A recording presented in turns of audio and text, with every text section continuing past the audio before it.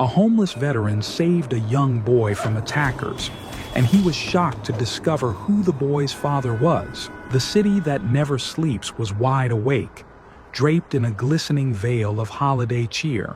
Amidst this festive chaos walked Michael Thompson, a man whose presence was often overlooked, blending into the shadows cast by the towering skyscrapers. At 45, Michael's weathered face and unkempt beard told stories of battles fought both on distant shores and within his own mind. Once a proud soldier, he had returned home to find that the war had followed him, manifesting in memories he couldn't escape, and a society that moved on without him. Michael trudged through the snow-covered streets, his worn-out boots leaving faint imprints that were quickly swallowed by the ever-falling flakes. He passed by store windows, adorned with lavish displays, the warmth inside a stark contrast to the cold solitude of the outside world. Families laughed and children pressed their faces against the glass, their eyes wide with wonder at the mechanical toys and shimmering decorations. For Michael, the city's merriment was a distant echo. His reality was defined by the park benches he slept on and the soup kitchens that offered temporary relief. Yet even in his plight, he retained a sense of purpose. He would share his meager rations with others, offering a helping hand or a kind word to those who found themselves in similar straits. It was his way of clinging to the fragments of honor and duty that had once defined him. Tonight, as he navigated the crowded sidewalk, he couldn't help but notice the stark contrast between the city's glittering facade and the shadows that lurked at its edges. He paused near a small alley, his instincts honed by years of military service, making him aware of his surroundings. The festive noise of the street seemed to fade, replaced by a muffled cry for help. Michael's heart quickened. He scanned the area, his eyes narrowing as he discerned the source of the distress. Down the dimly lit alley, a small figure was struggling, surrounded by a group of men whose intentions were anything but festive. Without a second thought, Michael sprang into action, his body moving with the precision and swiftness of a trained soldier. "Hey, get away from him!"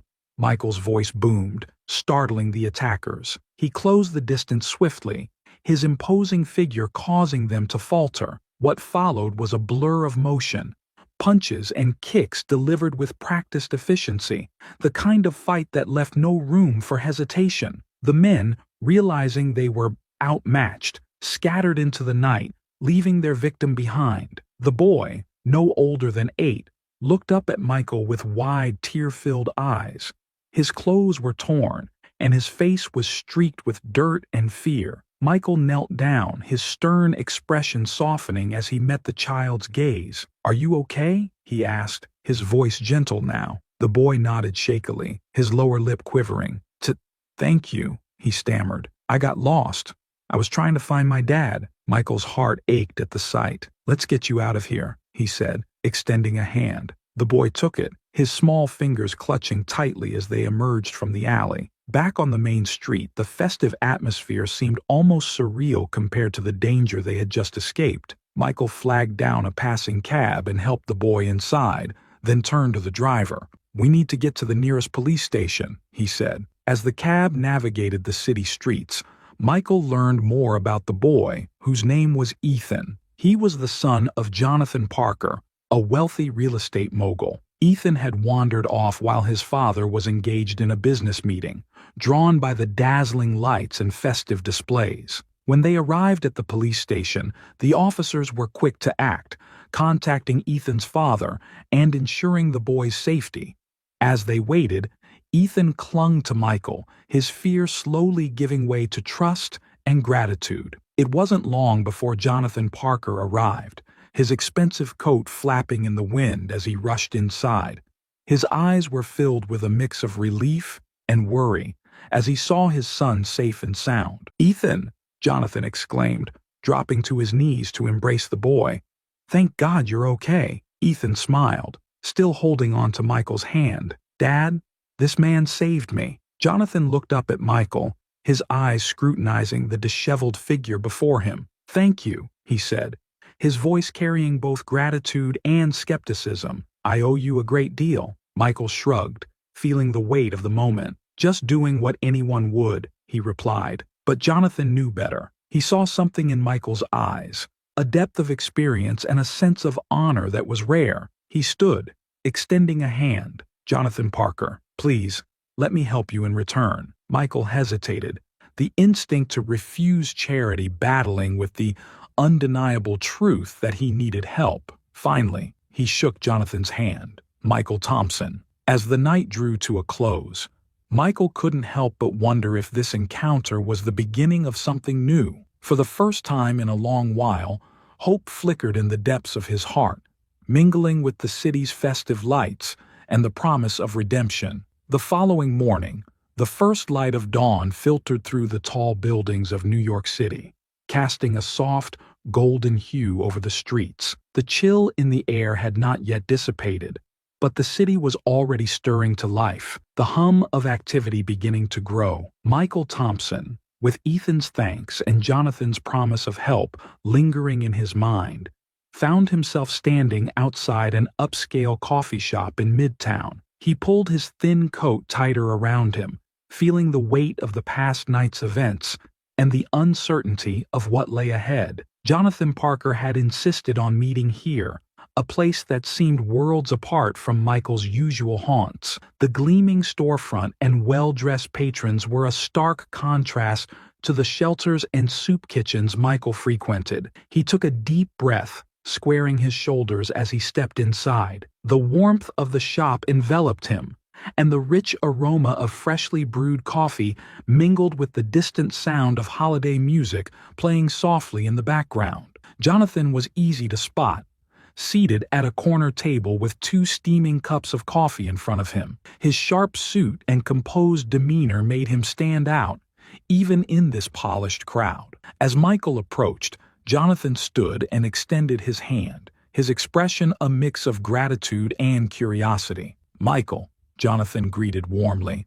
"I'm glad you could make it." Michael shook his hand, feeling the firm grip of a man accustomed to control and confidence. "Morning," he replied, taking a seat. "Thanks for inviting me." Jonathan sat down, pushing one of the cups toward Michael. "It's the least I could do after what you did for Ethan. I owe you a debt I can never fully repay." Michael nodded, feeling a bit out of place but appreciating the gesture. "Just glad he's safe," he said, wrapping his hands around the warm cup. The heat seeped into his fingers, bringing a comfort he hadn't felt in a long time. Jonathan leaned forward, his expression serious. "I want to help you, Michael. Not just a token gesture, but real help. Tell me about yourself. What led you to that alley last night?" Michael hesitated, unsure of how much to reveal. But something in Jonathan's eyes, the genuine concern, the earnestness, compelled him to speak. "I'm a former soldier," he began slowly. "Served overseas for years. When I came back, things were different, harder. I couldn't hold down a job, couldn't find my place, ended up on the streets." Jonathan listened intently, his eyes never leaving Michael's face. "I can't imagine what that must be like," he said softly. "But I want to help you get back on your feet. You deserve a chance to rebuild your life." Michael took a sip of his coffee, the rich, bitter taste grounding him. "I appreciate that," he said, "but it's not just about me. There are so many out there like me, struggling every day. I'm not looking for charity. I want to earn my way back." Jonathan nodded thoughtfully. "I respect that, and I think I can help. I have connections, resources. I can help you find work, a place to stay. But more than that, I want to make a difference. For you, and for others in your situation." Michael looked at him, a flicker of hope in his eyes. "Why? Why go out of your way for someone like me?" Jonathan's expression softened. "Because you saved my son's life, and because I believe in giving people a second chance. Everyone deserves that." The sincerity in Jonathan's voice was unmistakable.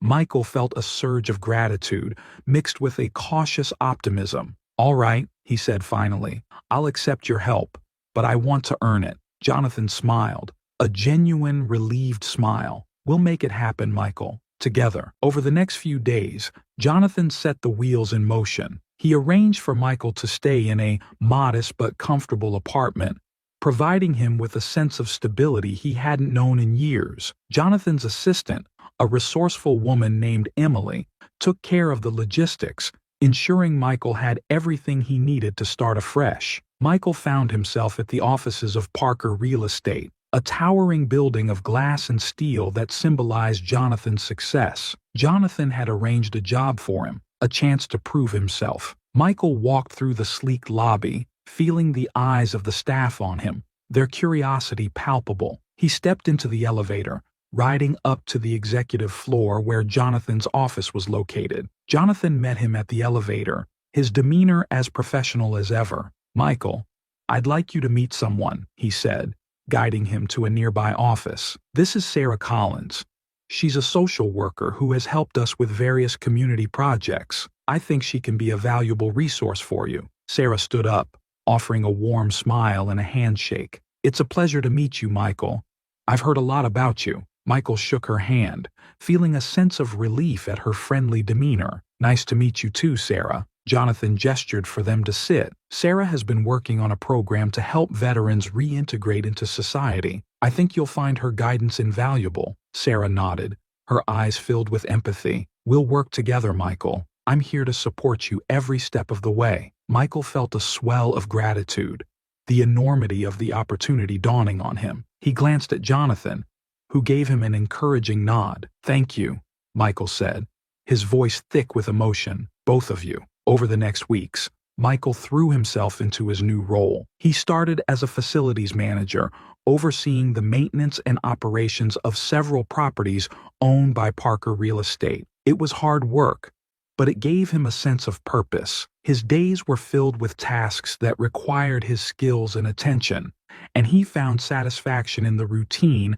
and the tangible results of his labor. Sarah checked in regularly, providing guidance and support. She connected him with resources for veterans, helping him navigate the challenges of reintegration. Michael began attending therapy sessions to address his lingering traumas, and he found solace in sharing his experiences with others who understood his struggles. Ethan became a frequent visitor, bringing a lightness to Michael's life that he hadn't known in years. The boy's innocence and curiosity were a constant reminder of the good that could come from even the darkest moments. Jonathan's gratitude and support never wavered, and he often invited Michael to family dinners, integrating him into their lives. One evening, as Michael sat in his modest apartment, reflecting on how far he had come, he realized that he was no longer just surviving.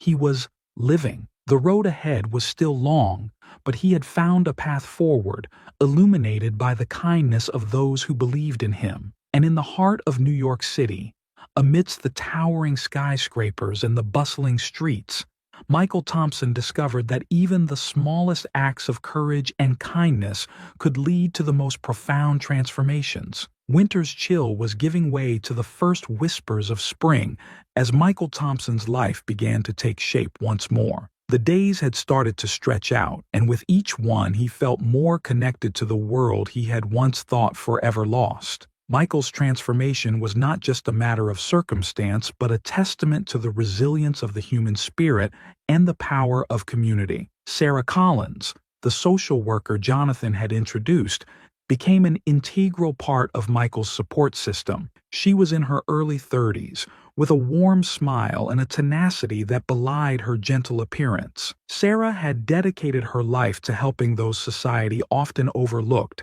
and she saw in Michael a strength that could inspire others. "Michael, I've arranged a meeting with a group of veterans who've been through similar experiences," Sarah said one morning as they sat in her office, the sunlight streaming through the windows. "I think you'll find it helpful." Michael nodded, appreciating her effort. "Thank you, Sarah. I'm willing to try anything." The group meetings were held in a community center downtown. Michael was hesitant at first, the old fear of judgment and rejection gnawing at him. But as he listened to the stories of others, men and women who had faced their own demons and fought their way back, he began to feel a kinship. They spoke of battles both on foreign soil and within their minds, of loss and the slow journey to recovery. In these meetings, Michael found solace. He shared his own story, the words coming easier with each session. The act of speaking his truth, of acknowledging his pain and his resilience, was healing.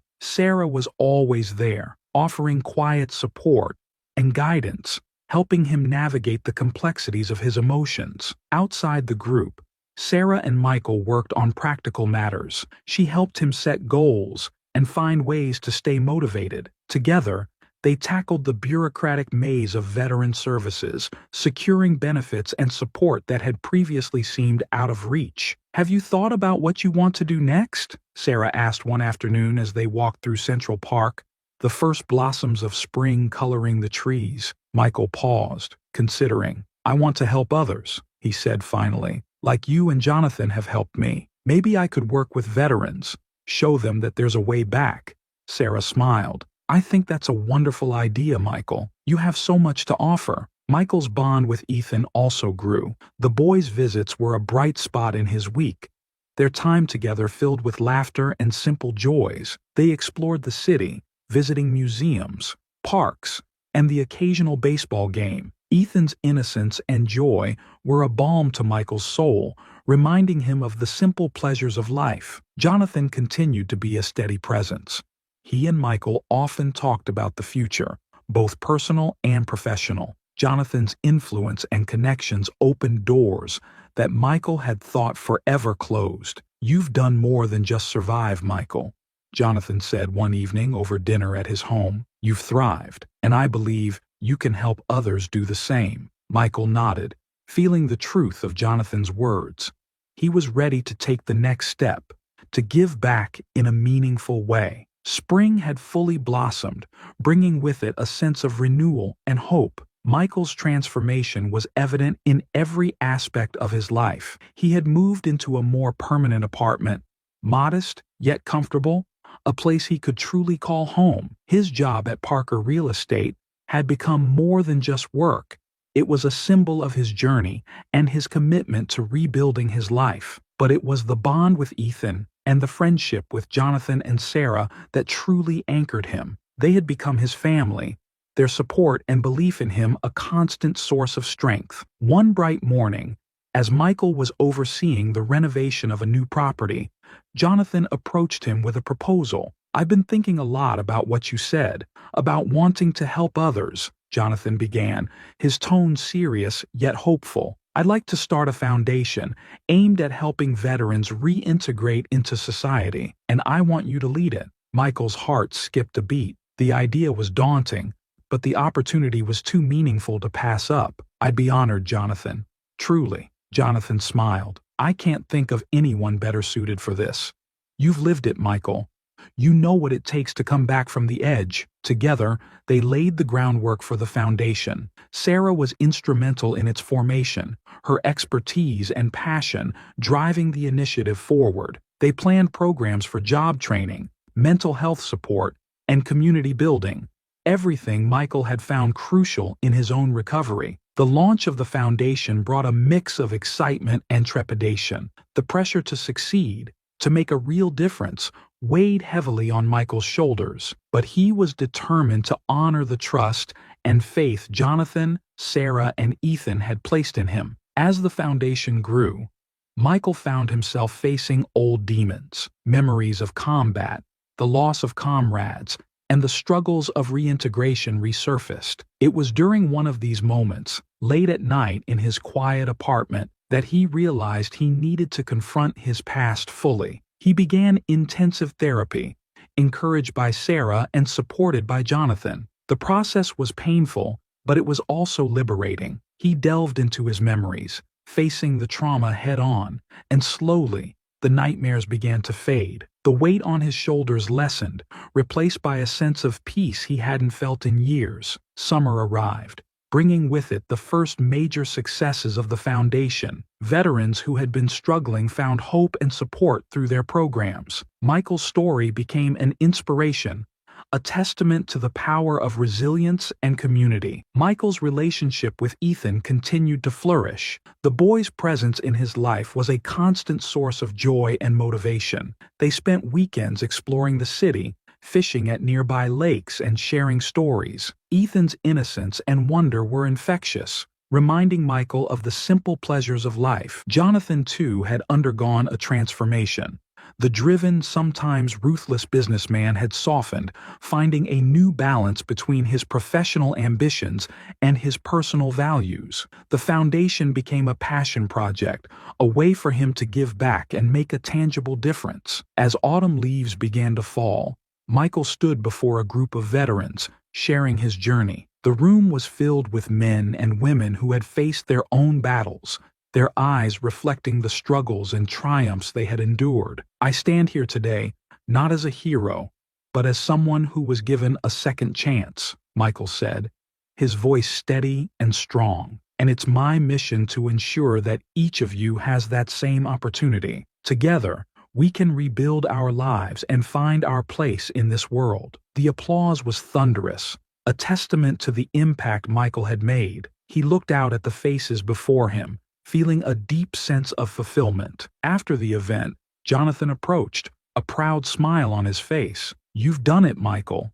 You've made a difference." Michael nodded, a sense of peace settling over him. "We've done it, Jonathan, all of us." That evening, Michael joined the Parker family for dinner. The warmth of their home, the laughter and the shared stories were a stark contrast to the cold streets he had once roamed. He looked around, feeling a deep sense of gratitude for the journey that had brought him here. The holiday season arrived once more, bringing with it a sense of joy and reflection. The city was alight with festive decorations, and the Foundation's efforts had made a significant impact on the lives of many veterans. Michael spent Christmas Eve with the Parker family. The house was filled with the scent of pine and baking cookies, the warmth of the fire casting a cozy glow. Ethan was buzzing with excitement, his laughter echoing through the halls. As they gathered around the tree, exchanging gifts and sharing stories, Michael felt a profound sense of belonging. He looked at the faces around him.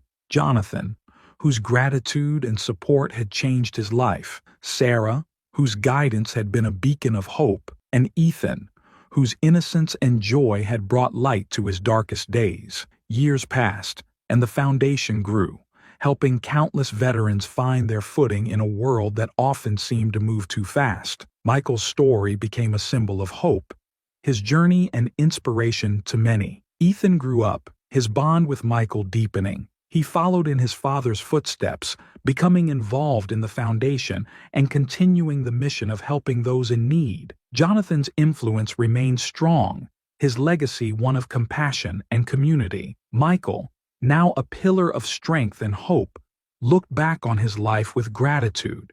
He had found his place, his purpose. The streets that had once been a symbol of despair had become a backdrop to his story of redemption and transformation. As he stood in Central Park one crisp autumn day, watching the leaves fall, he reflected on the journey that had brought him here. The path had been long and arduous, but it had led to a life filled with meaning and connection. And in the heart of New York City, amidst the ever-changing skyline and the constant hum of life, Michael Thompson had found his home.